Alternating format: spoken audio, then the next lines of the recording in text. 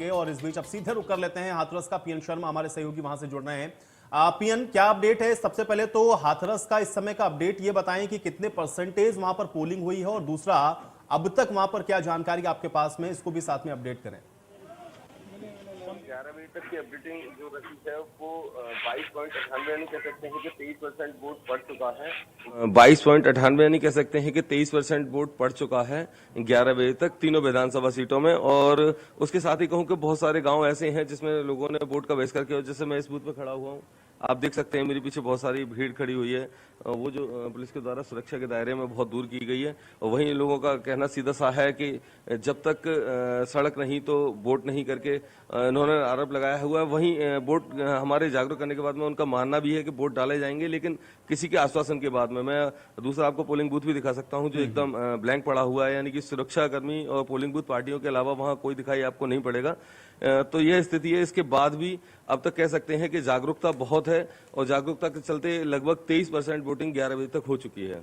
जी बिल्कुल ठीक है। पीएन, एक चीज और है, थोड़ा सा ये बताएं कि क्या सिर्फ यहां पर जो विकास कार्य नहीं है इस वजह से ये जो वोटिंग है उसका बहिष्कार किया जा रहा है, या कुछ और भी कारण है? थोड़ा इसको और अपडेट करें पीएन।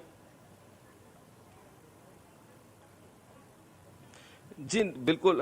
केवल जो काम है, जो लोगों का कहना है वो उनका यही है कि पिछले करीब 4 साल हो गए, 4 साल से लगातार सड़क की मांग करते आ रहे हैं। अभी इस गांव के निकल के आने के लिए जो रास्ता है उस पर लगभग 1 फुट से 1.5 फुट तक पानी भर जाता है, तो लोगों को निकलने में बहुत बड़ी समस्या का सामना करना पड़ता है। इसके लिए कई बार शिकायतें भी की गई हैं, प्रशासनिक स्तर पर भी की गई हैं, जिला और जो नेता स्तर है उन पर से भी की गई है, लेकिन अब तक कोई उनका समाधान नहीं किया गया है। तो अभी हमारा जो मैंने ग्रामीणों से बात की थी तो उनका सीधा सा कहना था। बिल्कुल ठीक है पीएन, मैं आपके पास आऊंगा, थोड़ा और इस विषय पर मैं आपसे बातचीत करूंगा, लेकिन दो और सहयोगी मेरे साथ जुड़े हुए हैं। एक तो शिवराज मेरे साथ मौजूद है, दूसरे सौरभ भी मेरे साथ जुड़े हुए हैं।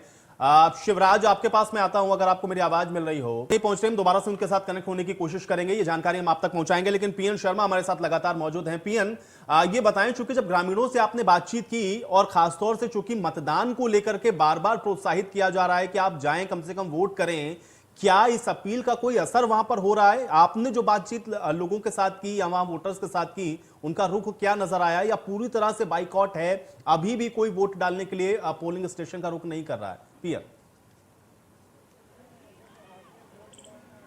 जी बिल्कुल, अभी तक तो पूरी तरह से कह सकते हैं बाइकआउट है। मैं आपको दिखा सकता हूं कि जो पीछे मेरे खड़े हुए हैं वोटर्स, क्योंकि ये प्रशासनिक तरीका है, प्रशासनिक, मैं आपको साइड में दिखा सकता हूं कि प्रशासन भी पूरी फोर्स है वो लगी हुई है ताकि वो यहाँ ना आ पाए, क्योंकि कहीं ना कहीं उनका विरोध है। कि सबसे बड़ा जो मुद्दा है उनका, काफी लंबे समय से वो शिकायत करते आ रहे हैं कि इसको रोड को बनवाया जाए, रोड को निकलने में बहुत बड़ी समस्या का सामना करना पड़ता है।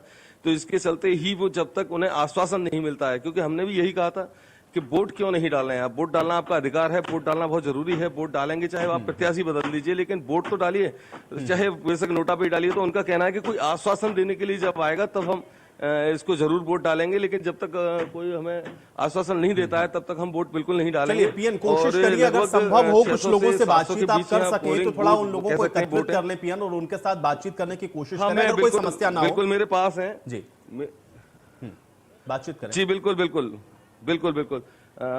मेरे साथ में एक, क्या नाम है मैम आपका? कैलाशी देवी। वोट बहिष्कार कर रहा है पूरा गांव, क्यों?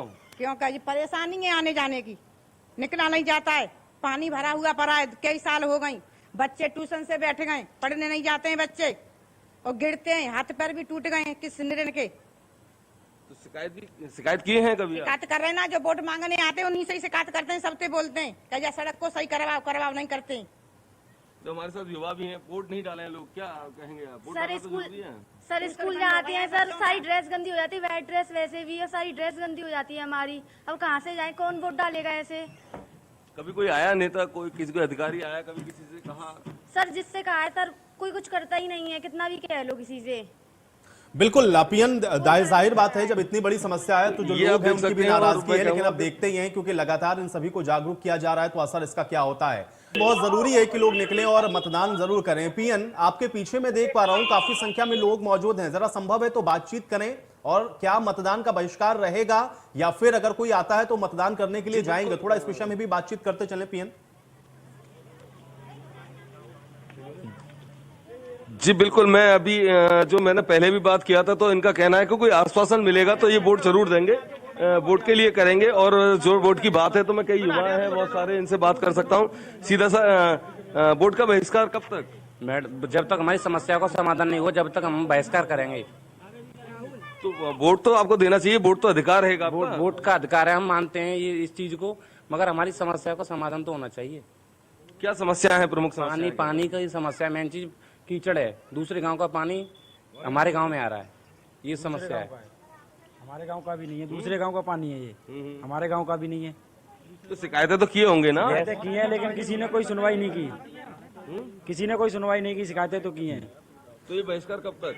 बहिष्कार जब तक है। पीएम, थोड़ा ये भी पूछिए कि ये समस्या कब से है वहां पर, कितने समय से ये समस्या उस गांव के अंदर मौजूद है, और दूसरा ये है कि क्या स्थानीय जो कैंडिडेट है उससे नाराजगी है, चाहते क्या है? आश्वासन तो दें कि हम आपके रास्ता को या पानी को बंद करा देंगे या रास्ता आपका साफ करा देंगे, निकलने के लिए ये समस्या है कब से? कोई कैंडिडेट आता है? ये समस्या कम से कम 4-5 साल हो गई, और हमने कहते कहते हम तो पागल हो गए, लेकिन कोई हमारी समस्या को नहीं सुनता है। वहां पर ये बेटी बच्चे पढ़ने के लिए नहीं जा सकते। जी, कह सकते हैं कि समस्या पिछले 4 से 5 साल से अधिक समस्या है, पुरानी समस्या है कि यहाँ। और सबसे बड़ी बात मैं आपको बता दूं कि जो सिकंदराबाद विधानसभा क्षेत्र में ये आता है मुरसान का ब्लॉक, और यहाँ से बिल्कुल नजदीकी इनके विधायक भी हैं। क्यों, तुम्हारे विधायक कितनी दूर रहते हैं? 500 मीटर दूरी पर रहते हैं। यही गाँव है उनका पास में? गाँव बेसाना उनका। तो कुछ नहीं है, कभी नहीं आते यहाँ? ये कह रहा है सीधा सा, जो विधायक जी हैं उन्हीं के गाँव का पानी पास में आऊंगा।